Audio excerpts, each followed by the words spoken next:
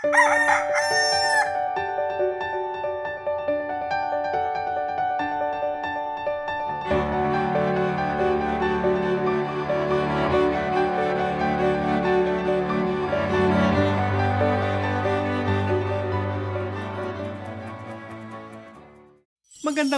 araw mga kaibigan. Magkapet pandasal muna po tayo. Ito po si Father Nono.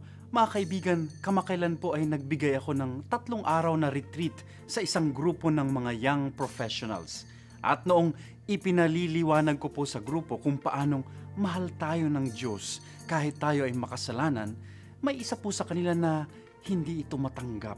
Aniya, tingin niya sa sarili ay napakarumi.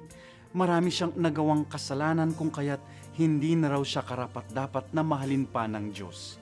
Drama mote? Pero seryoso po, tinanong ko siya, ikaw po ba ay may anak? Anya, opo, padre, isang batang babae. Mahal na mahal ko po siya, padre. I will give my life to her, for her. Wow! Follow-up question. Can your daughter ever do anything that will make you love her less? Sa tingin niyo po ba ay may magagawa itong anak niyo na magiging dahilan para hindi niyo na siya mahalin? Mabilis po ang sagot sa akin, no! I love her with all my life. Bakit? Tanong ko po uli sa kanya.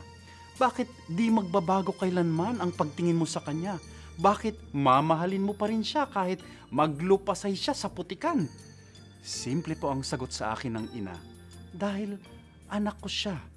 Nanggaling siya sa akin.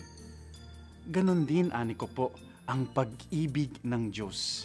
Sabi ni Propeta Isaias, tinawag kita sa iyong pangalan, mahal kita dahil ikaw ay akin. You are mine. At sa sulat ni San Pablo sa mga Romano, walang kahit na ano na makapaghihiwalay sa atin sa pag-ibig ng Diyos, kahit kasalanan. Mga kapamilya, pakinggan lagi ang tinig ng Diyos. You are mine. Ikaw ay akin.